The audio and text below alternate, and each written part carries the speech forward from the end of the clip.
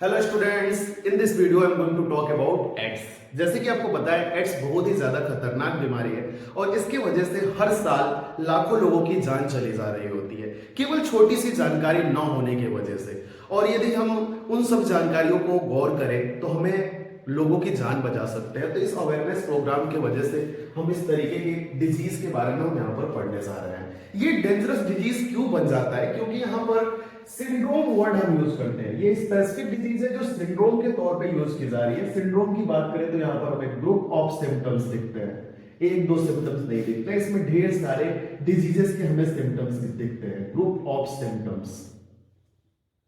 साथ ही साथ बात करें तो ये जो बीमारी है हमें किसी एजेंट के द्वारा एक्वायर कराई जा रही होती है, हमें मिल रही होती है। हमें बर्थ से ये चीज बर्थ से भी मिल सकती है। बर्थ से जो एचआईवी मिलती है उसे कंजेनाइटल एचआईवी कहा जा रहा होता है। तो ये हम एक्वायर करते हैं, इसी की वजह से हम इसे एक्वायर वर्ड यूज कर रहे हैं। साथ ही साथ ये हमारे इम्यून सिस्टम को, जो भी इंडिविजुअल है जिसको एड्स हो जाता है उसकी इम्यूनिटी वीक कर जाती है, तो उसकी वजह से हम इसे इम्यूनो डेफिशिएंट बीमारी भी कहते हैं। फुल फॉर्म देखें तो एक्वायर्ड एमिनो डेफिशिएंसी सिंड्रोम है। और जनरल भाषा में यदि हम बात करें तो एड्स की पहली रिपोर्टिंग की बात करें तो एड्स की पहली रिपोर्टिंग 1981 में हुई थी और ये भी यूएसए में हुई थी फर्स्ट टाइम पे। और यूएसए में जो होमोसेक्सुअल इंडिविजुअल्स थे उन्हीं के अंदर हमें देखने को मिला था। होमो पीपल्स के अंदर ये हमें देखने को पहली बार मिला था। उसके बाद से जब 1981 के बाद से बात करें तो 25 ईयर में ये इतना ज्यादा तेजी से स्प्रेड हुआ कि हर साल इसकी वजह से 10 लाख, 15 लाख और 20 लाख लोगों की जान चली जा रही होती है। तो इस चीज के बारे में ध्यान करते हैं और सबसे पहले हम इसकी बात करेंगे पैथोजन की। कौन से पैथोजन की वजह से ये बीमारी फैल रही होती है? पैथोजन की बात करें तो ये एक वायरस के द्वारा फैलाया जा रहा होता है और वायरस का नाम होता है HIV, human immuno virus. Human immuno virus, ये वायरस बहुत ही स्फेरिकल तरीके का एक वायरस रहा कर रहा होता है। और यहां पर जो इसका जेनेटिक मटेरियल होता है, इस आरएनए की यदि जीनोम की बात करें तो जीनोम हमेशा किसका किसका बना होता है? जीनोम इसका आरएनए का बना होता है। इसी की वजह से हम इसे रेट्रो वायरस भी कहा कर रहे होते हैं, रेट्रो वायरस। तो ये रेट्रो वायरस ग्रुप से बिलोंग किया कर रहा होता है। स्ट्रक्चर की बात करें तो इसका सबसे आउटर स्ट्रक्चर जो होता है जिसे हम कैप्सिड के नाम से जानते हैं, और ये कैप्सिड हमेशा प्रोटीन्स की बनी होती है। ये प्रोटीन्स की बनी हुई वॉल है और इस वॉल से इस तरीके के बाहर की तरफ हुक्स निकले होते हैं और ये हुक्स बने होते हैं ग्लाइकोप्रोटीन्स के। तो इसके सराउंडिंग स्ट्रक्चर में ये स्फेरिकल स्ट्रक्चर चारों तरफ से सराउंडेड है इस तरीके के हुक लाइक स्ट्रक्चर से। जैसे कि अभी मैंने बताया कि ये हुक लाइक स्ट्रक्चर जो है ये ग्लाइकोप्रोटीन्स के बने हैं, ग्लाइकोप्रोटीन्स। और ग्लाइकोप्रोटीन का मॉलिक्यूलर वेट यहां पर हमें ज्यादा देखने को मिलता है, तो हमें पता चला कि ये ग्लाइकोप्रोटीन जो है GP 120 टाइप का है, GP 120 है। और जो इसमें जाकर के इस स्ट्रक्चर के अंदर, इस एनवलप या कैप्सूल के अंदर जाकर के इन्वेजिनेट होता है, कैप्सूल हो गया ये, कैप्सिड कह सकते हैं। कैप्सिड के अंदर इन्वेजिनेटर होता है, उसका मॉलिक्यूलर मास थोड़ा कम होता है, उसकी वजह से ये GP41 का बना होता है। तो ये इस तरीके का स्ट्रक्चर है। आगे चल करके यदि हम देखें तो इसके कैप्सिड के अंदर में डिफरेंट टाइप के प्रोटीन्स होते हैं। जो आउटर साइड में ये हम बात कर रहे हैं कि ये कैप्सिड भी प्रोटीन्स का बना है और साथ ही साथ यहाँ पर इनर कोर में भी इस तरीके का एक प्रोटीन स्ट्रक्चर होता है। ये भी स्फेरिकल रहेगा और इसे हम मैट्रिक्स नाम भी दे रहे होते हैं। साथ ही साथ ये स्पेसिफिक स्ट्रक्चर प्रोटीन्स के बने हैं। तो ये इस तरीके से आकर के यहाँ पर क्या हो जाएगा? जुड़ जाएगा। उसके बाद से हमने जब चेक आउट किया तो इसमें हमें प्रोटीन 17 देखने को मिलता है। इसमें जो प्रोटीन होता है उसका मॉलिक्यूलर मास कम होता है, उससे प्रोटीन 17 देखने को मिलता है। और ऊपर के हिस्से में बात करें तो वहां पर प्रोटीन हमें 24 देखने को मिलता है। तो इस तरीके के प्रोटीन्स हो गए। उसके बाद से एक और लेयर यहाँ पर पाई जा रही होती है और इस लेयर के अंदर में पाए जाते हैं जेनेटिक मटेरियल। ये हो गया डीएनए का genetic material. No DNA not DNA, it is RNA. RNA के यहाँ पर दो जेनेटिक मटेरियल हमें दिखते हैं और यहाँ पर जो आरएनए हमेशा होता है ये कैसा है? Single stranded. Single stranded RNA हमें देखने को मिलता है। आरएनए के दो मॉलिक्यूल है और सिंगल स्ट्रैंडेड। साथ ही साथ हमें देखने को मिलते हैं 3 तरीके के यहाँ पर एंजाइम्स। एक एंजाइम जो इनर कोर में होता है और जनरली ये इस आरएनए मॉलिक्यूल से लिंक्ड फॉर्म में रहता है, इसे हम बोलते हैं reverse transcriptase, reverse transcriptase. After that, another enzyme is also present over there that is called by name invertase. और साथ ही साथ इस प्रोटीन के कैप्सिड के अंदर प्रोटीएसेस एंजाइम भी पाया जा रहा होता है. तो ये इस तरीके के 3 एंजाइम्स यहाँ पर हमें देखने को मिल रहे हैं. और इन एंजाइम्स की वजह से इस स्ट्रक्चर का क्या होता है, हर तरीके की जो भी प्रॉपर्टी है, बायोलॉजिकल रिस्पॉन्स है, रिएक्शन है, वो सारी चीजें हमें यहाँ पर देखने को मिल रही होती हैं. साथ ही साथ यदि बात करें कि ये वायरस एक इंडिविजुअल से दूसरे इंडिविजुअल में कैसे पास किया कर रहा होता है, मोड ऑफ ट्रांसमिशन, जिसे हम कहते हैं मोड ऑफ ट्रांसमिशन. इसका मोड ऑफ ट्रांसमिशन बहुत ही सिंपल रहता है. ये डायरेक्ट कांटेक्ट की वजह से फैल रहा होता है. सीधे सीधे यहां पर transfer of body fluid, transfer of body fluid की वजह से ये ट्रांसफर होगा. और बॉडी फ्लूइड में आपको पता ही होता है, बॉडी फ्लूइड के अंदर हमारा ब्लड आता है. ब्लड के अलावा यदि हम बात करें तो इसके अंदर हमारे टिश्यू फ्लूइड आते हैं, जिसे हम बात बोल रहे होते हैं लिम्फ फ्लूइड. इसके अलावा मिल्क की वजह से भी ये फ्लूइड फ्लो कर रहा होता है. साथ ही साथ यदि हम बात करें तो एनल म्यूकस की वजह से ये फैलता है. साथ ही साथ इसके अलावा ये सीमेन के ट्रांसफर से फैल रहा होता है. तो ऐसे इंडिविजुअल तो यदि हम बात करें तो ये किन तरीकों से फैल रहा है, तो सीधे सीधे ब्लड है. तो जब कोई इंडिविजुअल के अंदर ब्लड का ट्रांसफ्यूजन ज्यादा होता है तो ये हम सबसे पहले याद कर सकते हैं कि ब्लड ट्रांसफ्यूजन से फैलेगा. Blood transfusion.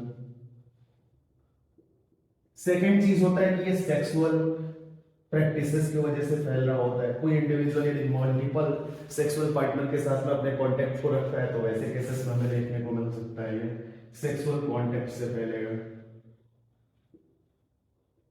इसके अलावा ये ड्रग के एडिक्शन से फैलता है. ड्रग्स के एडिक्शन या ड्रग इंजेक्शंस के द्वारा फैल रहा होता है.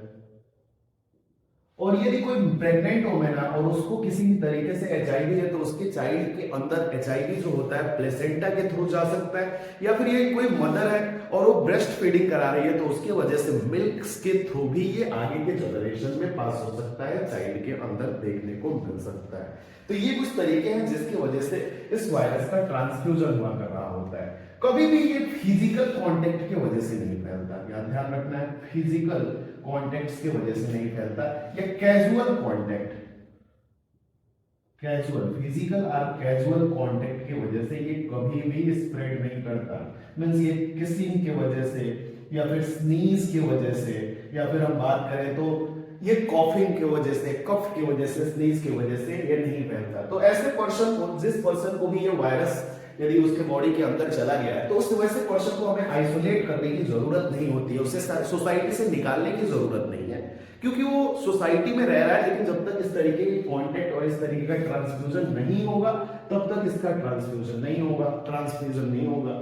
लेकिन यहाँ पर जब क्या हो जाएगा, इस तरीके के केसेस हमें देखने को मिलेंगे तो ट्रांसफ्यूजन देखने को मिलेगा. तो ज्यादातर यदि कॉमन इंडिविजुअल की बात करें, कैसे इंडिविजुअल्स के अंदर इस तरीके की बीमारी बहुत ही ज्यादा कॉमन होती है. ऐसे इंडिविजुअल जो मल्टीपल सेक्सुअल पार्टनर रखते हैं. दूसरा चीज है जो ड्रग एडिक्ट है उनके अंदर. तीसरा चीज है कि जो यदि किसी चाइल्ड की मदर को ये बीमारी हुई है तो उसके अंदर आ सकती है. इसके अलावा हम बात कर सकते हैं कोई पर्सन है जिसे ब्लड का कैंसर है तो उसे बार बार ब्लड का ट्रांसफ्यूजन करने की जरूरत पड़ती है. किडनी का कैंसर है तो वैसे केसेस में हमें बार बार ब्लड ट्रांसफ्यूजन की जरूरत पड़ती है. तो वैसे इंडिविजुअल में ये बहुत ही ज्यादा कॉमन रहा कर रहा होता है. तो यहाँ पर हमने स्ट्रक्चर के बारे में देख लिया और कहां से इसकी रिपोर्टिंग हुई और फुल फॉर्म क्या था और किन किन मोड के द्वारा ये ट्रांसफर हो रहा था, इसकी स्टडी हमने कर लिया. नेक्स्ट थिंग आ जाती है यहां से कि आगे चल करके हम देखेंगे कि ये जो चीज है यहां पर लगे हुए ये नोब्स है. ये नोब्स जो होते हैं ये हमारे बॉडी के स्पेसिफिक सेल्स की पहचान करते हैं और उनसे जाकर के जुड़ने का काम करते हैं. ये नोब क्या करते हैं, ये डिटेक्ट करते हैं हमारे बॉडी के CD4 सेल्स को. या फिर हम सीधे बात करें तो मैक्रोफेजेस सेल्स को जाकर के अपना टारगेट बनाते हैं और मैक्रोफेजेस सेल्स के साथ जुड़ करके अपने इन्फेक्शन को ये स्प्रेड करते होते हैं.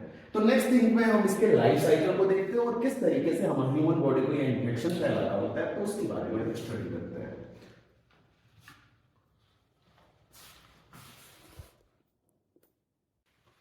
तो तो इस तरीके से ये वायरस टारगेट सेल को ढूंढने के लिए निकल जाते हैं। जैसे ही ब्लड का ट्रांसफ्यूजन किया या फिर किसी तरीके का सेक्सुअल कांटेक्ट हुआ तो ये उसके बॉडी के अंदर एंटर कर जाते हैं और उस बॉडी को किस तरीके से इन्फेक्ट करते हैं, तो उसके लिए यहाँ पर इनको टारगेट सेल की जरूरत पड़ती है। हमारे बॉडी में इस तरीके के टारगेट सेल्स हैं और देखते हैं कि किस तरीके से ये टारगेट सेल्स को ढूंढते हैं। तो ये रहे वायरस जो स्फेरिकल शेप्स के थे और इनके पास लगे थे नोड, और ये था प्रोटीन का बना हुआ कैप्सिड। तो ये प्रोटीन की कैप्सिड को लेकर के इस तरीके से हमारे बॉडी के अंदर निकल पड़ते हैं सेल की खोज में। और यहां पर हमने पढ़ा था कि दो इनके पास में सिंगल स्ट्रैंडेड आरएनए मॉलिक्यूल है। तो जैसे ही ये कैप्सिड किसी टारगेटेड सेल के पास में पहुंचता है तो टारगेटेड सेल का जो CD4 रिसेप्टर होता है, ये रहा रिसेप्टर। हमारी ये एनिमल सेल या होस्ट सेल बॉडी है, हमारे बॉडी का कोई सेल है तो एनिमल सेल हम इसे कह सकते हैं, इसी चीज को हम होस्ट सेल्स कह सकते हैं, या फिर हम इसी को बोल सकते हैं HID targeted cells, HID targeted cells. और जनरली यदि हम देखें तो एनिमल बॉडी में पाए जाने वाले मैक्रोफेजेस, हमारे बॉडी के जो मैक्रोफेजेस होते हैं वो प्राइमरी टारगेट सेल्स हुआ कर रहे होते हैं। उसके बाद से यदि बात करें तो हमारे बॉडी के helper T cells, helper T lymphocyte sales, lymphocyte sales इसके सेकंड टारगेट होते हैं। फर्स्ट टारगेट हमेशा ही क्या है, मैक्रोफेज है, ये ध्यान रखना है। यहां पर हर एक तरीके के हमारे CD4 सेल्स की बात कर लो या मैक्रोफेजेस सेल्स की बात कर लो, उसके आउटर बाउंड्री पर हमेशा ही इस तरीके के ओलिगोसैकेराइड के बने हुए CD4 रिसेप्टर्स देखने को मिलते हैं। ये CD4 रिसेप्टर, ये रिसेप्टर के कांटेक्ट में जैसे ही ये ग्लाइकोप्रोटीन का आउटर हुक आता है, ये इसके साथ जाकर के कांटेक्ट हो जाता है और उसके बाद से ये वायरस चलते चलते और यहां पर आकर के इस तरीके से अपने बॉडी को अटैच कर देता है। जैसे ये अटैच होता, प्रोटीन का कैप्सूल तो अंदर सेल के अंदर नहीं एंटर कर पाता, बट अपने आरएनए को यहां से ये इन्फेक्शन के दौरान इंजेक्ट कर दिया कर रहा होता है। इस मोड को बोलते हैं इन्फेक्शन। जब आकर के ये हमारे सेल से अटैच हो जाएगा, इन्फेक्शन करेगा और अपने इस आरएनए जो सिंगल स्ट्रैंडेड के दो मॉलिक्यूल्स हैं, two molecule of single stranded RNA जो है यहाँ पे SS आरएनए का ये जो जीनोम है इसका, ये जीनोम को क्या कर देगा, इन्फेक्शन के दौरान जीनोम का इंजेक्शन कर देगा या इंजेक्ट कर देगा, जीनोम को यहां पर इंजेक्ट कर देगा। हमारे सेल्स के अंदर ये जीनोम्स आ गए।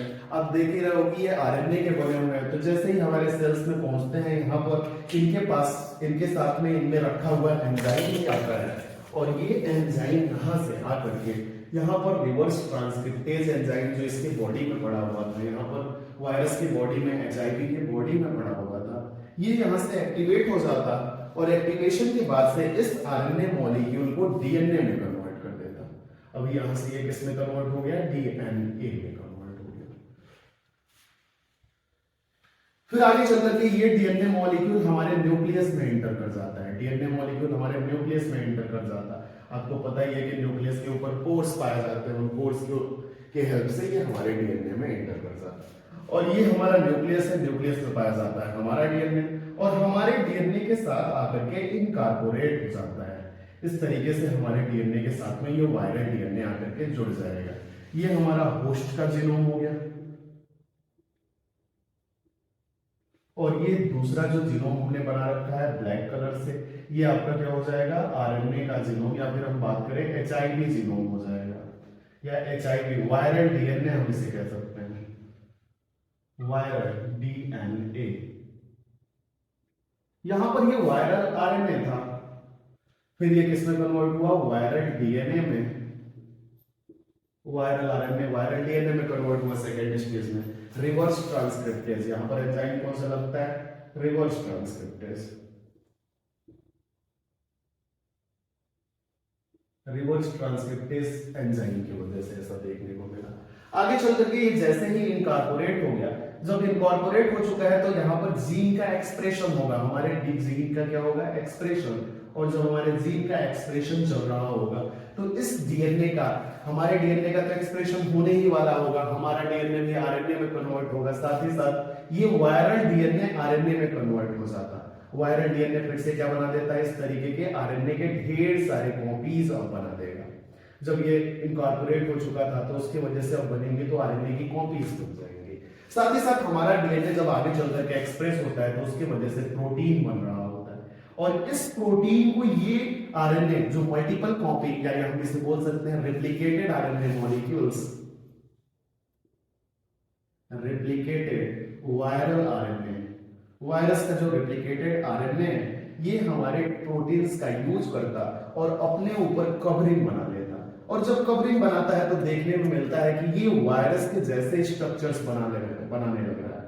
ये इस तरीके से आगे चल करके इस तरीके से वायरस में कन्वर्ट हो जाते हैं, और इस प्रकार से ये हमारे सेल्स के अंदर बहुत ही लार्ज नंबर में छोटे छोटे अगेन एचआईवी वायरसेस का फॉर्मेशन करने लगता है यहाँ से। तो इस चीज को हम बोलते हैं कि यहाँ पर new viruses, new viral bodies का फॉर्मेशन हो रहा है यहाँ पे, और यही वायरल बॉडीज आगे चल करके या तो कभी कभी होता है कि ये सेल से बाहर निकल जाती है या फिर यहाँ पर इनका नंबर बढ़ते रहता है।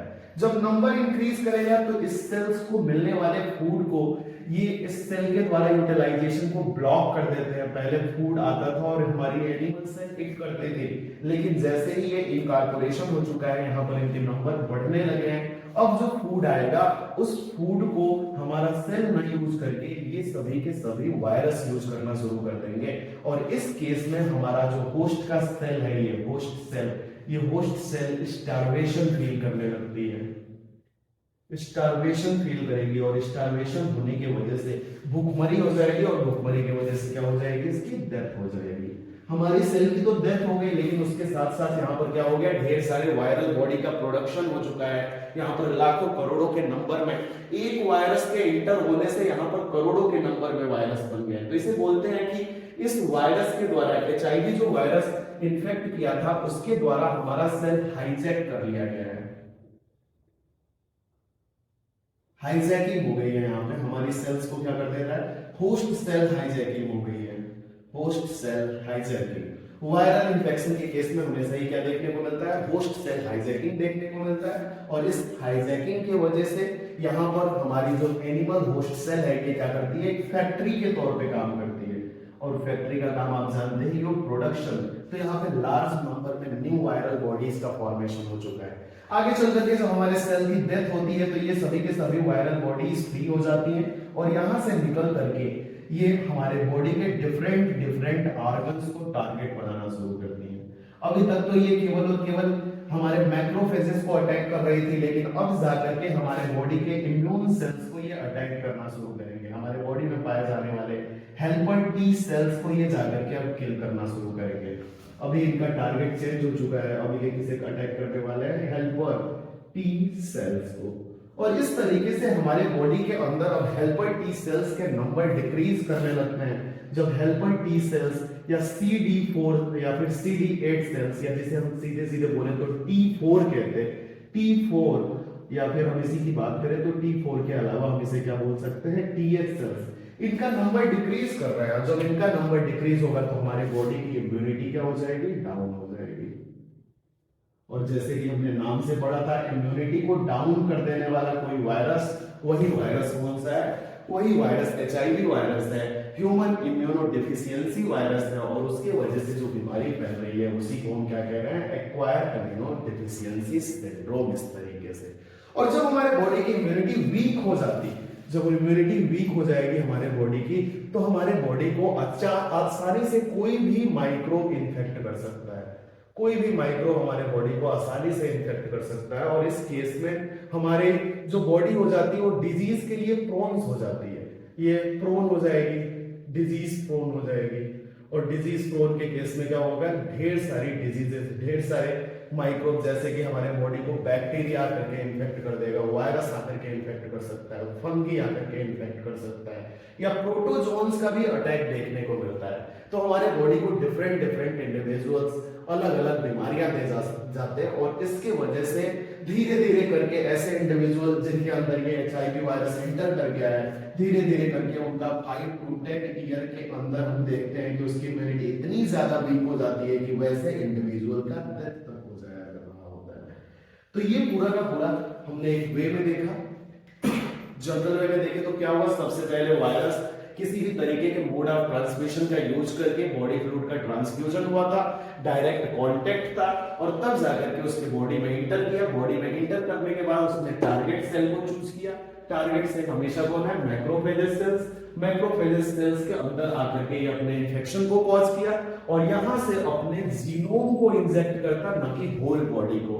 आरएनए का जीनोम, वायरल जीनोम आरएनए आ चुका है यहाँ पे। आगे चल करके रिवर्स ट्रांसक्रिप्टेज, ये इसका खुद का एंजाइम है। रिवर्स ट्रांसक्रिप्टेज खुद के एंजाइम को यूज करके अपने आप को वायरल डीएनए में कन्वर्ट कर दिया और इस डीएनए को हमारे डीएनए के साथ ले आकर के इनकार्पोरेट कर दे रहा है। यहाँ पे ये दोनों जोड़ करके क्या हो गए? इनकार्पोरेट।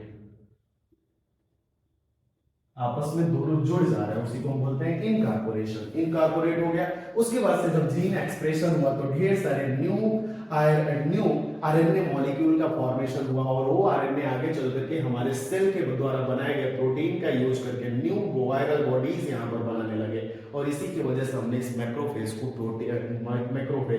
एचआईवी फैक्ट्री कह दिया। Factory of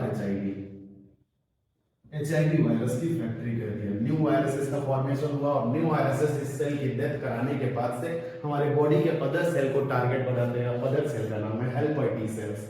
helper T cells की कमी की वजह से उनकी भी डेथ हो जाएगी, उनकी बस्टिंग हो जाएगी। हेल्पर सेल्स की क्या होती है? हेल्पर सेल्स की यहाँ पर बस्टिंग होती है। हेल्पर सेल को ये फैक्ट्री के तौर पे यूज नहीं करते, हेल्पर सेल को ये बस्ट कर देते हैं, तोड़ देते हैं, फोड़ देते हैं और उसकी वजह से क्या हो जाता है? हेल्पर टी सेल का नंबर डाउन करता।